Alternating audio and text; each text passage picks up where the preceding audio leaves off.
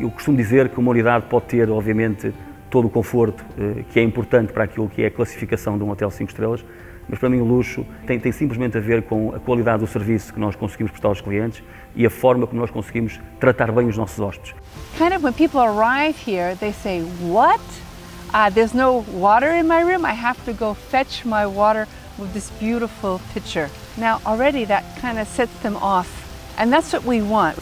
Kind of come back to themselves and say, you know what?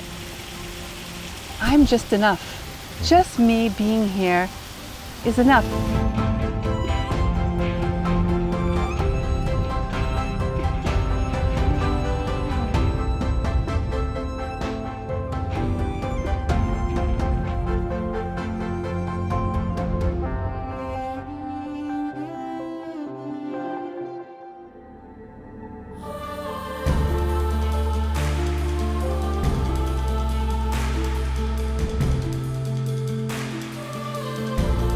A nossa administração, através deste projeto, viu obviamente no Mosteiro uma oportunidade de criar aqui uma unidade de 5 estrelas de referência a nível nacional e, portanto, acabou por transformar aquilo que é o Mosteiro, que estava literalmente abandonado e, portanto, não servia a nenhum propósito à data. A sua fundação é de 1318, foi um convento feminino e que depois foi extinto, digamos assim, enquanto mosteiro, quando da extinção das ordens religiosas em Portugal, em 1834. E, portanto, através deste projeto Revive, existiu esta requalificação em tornar o mosteiro na unidade de 5 estrelas que é hoje. Um edifício histórico, provavelmente e certamente o mais emblemático por tudo aquilo que é a história deste mosteiro e também o que representa para a cidade, e por isso, também em termos locais, digamos assim, para o próprio município, o mosteiro acabou por ganhar aqui uma segunda vida e hoje dar lugar a esta unidade, que é hoje o Delim Santa Clara, em Vila do Conde.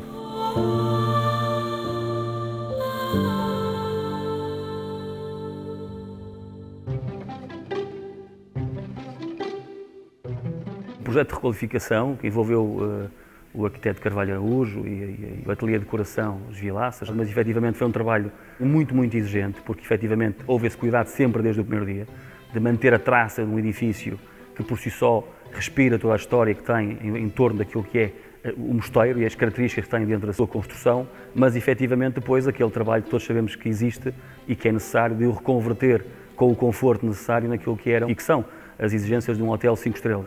Eu costumo dizer que uma unidade pode ter, obviamente, todo o conforto que é importante para aquilo que é a classificação de um hotel 5 estrelas, mas para mim o luxo tem simplesmente a ver com a qualidade do serviço que nós conseguimos prestar aos clientes e a forma como nós conseguimos tratar bem os nossos hóspedes. Que nesta combinação entre, obviamente, aquilo que são as características do edifício, aquilo que nós conseguimos dar em termos de conforto, mas também a qualidade do serviço, o sentimento de que estamos muitíssimo confortáveis, que somos muito bem tratados e que, obviamente, sentimos hospitalidade a toda a hora e minuto naquilo que é a relação também com as nossas equipas e nesta relação com os hóspedes.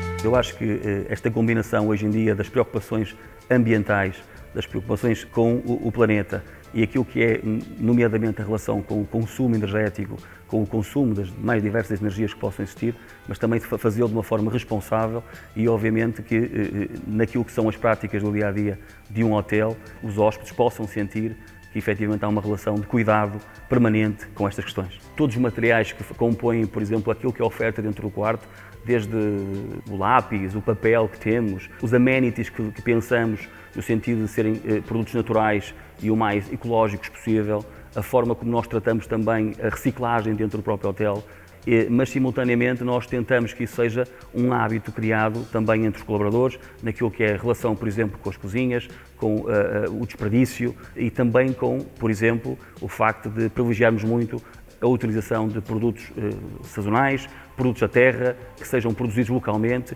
e que obviamente nos possam fazer chegar o mais fresco possível dentro do hotel e que possamos também ter esta relação de proximidade com os produtores locais e os nossos fornecedores mais próximos. Nós temos 2 restaurantes, um de comida tradicional portuguesa, 100% portuguesa, da autoria da chefe Júlia, e um outro restaurante, o que é Oculto, que fica no piso -1, o dito piso que nós descobrimos, e daí o nome também é Oculto, que é um restaurante, um fine dining, onde temos a consultoria do chefe Vítor Matos, e onde a intenção também é, obviamente, neste espaço, podemos vir a conquistar uma estrela Michelin. Temos também ainda, no -3, um spa by Sisley, com a assinatura da Sisley Paris. Temos uma sala de reuniões também, com capacidade para cerca de 100 pessoas, e, portanto, a intenção é que a unidade seja uma unidade de referência a nível nacional, mas posicionada num segmento de luxo.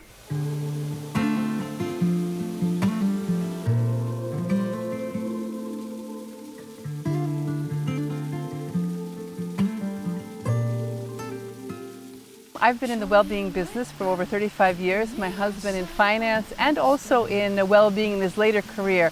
We were looking for a place where we could be in the wilderness, where we could bring people for meditation, relaxation, and just really to reconnect with nature.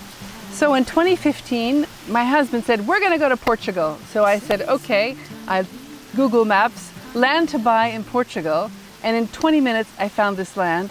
2 months later, came, signed, bought it. Amazing. The concept has remained the same, and I feel today, after almost 8 years of making this project work, we haven't drifted away. We've maintained the sense of being, human beings need to be in the nature. After COVID, we were locked in our homes. The dream of most people after COVID was to be in a wood cabin. So we've created a retreat sanctuary in the wilderness where we have 7 wood cabins for people to sleep, for 2 people, 14 people in all, and to be, as you see, close to nature, the rivers, the source, hiking up higher into the little mountains here, and finding themselves alone.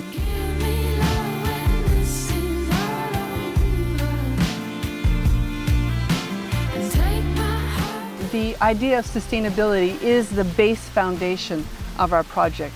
We are off the grid, meaning we have our own electricity, we have 64 solar panels. We have our own well of water. We have our thermal panels on the top of the roof that heat the water. We have a biomass wood pellet stove. We have a waste treatment that is amazing with technology from Sweden. We have toilets that actually burn the waste.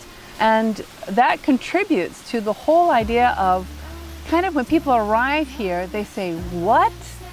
There's no water in my room. I have to go fetch my water with this beautiful pitcher. Now already that kind of sets them off. And that's what we want. Kind of come back to themselves and say, you know what? I'm just enough. Just me being here is enough.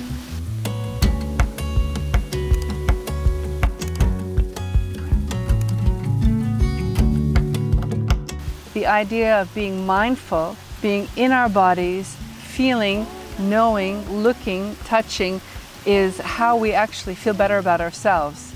So many studies, I mean, I've been teaching this for 35 years, that the more we're present, the more our brain is working, the part of our brain that then issues the sense of dopamine and gives us that well-being sensation, you know. When our child calls us and we're happy, well, the same thing is when we're actually just present. Even if we're just cutting the carrots, making the bread, taking a shower, being present is a way of increasing our well-being that most people don't understand, because we're always off on either the future or behind. Time will tell us all. Here, we're multifaceted. We can have a group come with a teacher who wants to teach about art, who's a painter, so there'll be a week of people painting. We can have a week of poetry, a poet who comes and everyone's going to be writing poetry. Art and culture are very important to us. We also have, of course, yoga retreats, qigong retreats.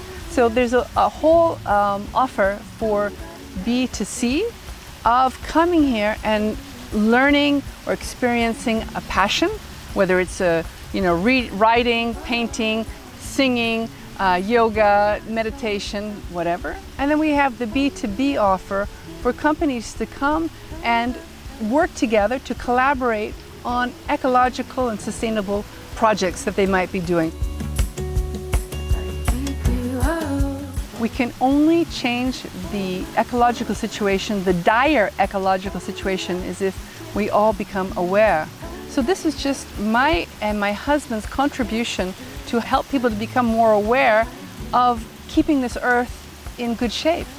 You know, I mean, Everyone has a small part to play in order to contribute to sustainability and to understand we can't throw our rubbish out. We can't smoke a cigarette and throw the butt on the ground. So many gestures that we're doing, buying differently, having less plastic. These are all the small ways that we can contribute to a sustainable world. Nobody else would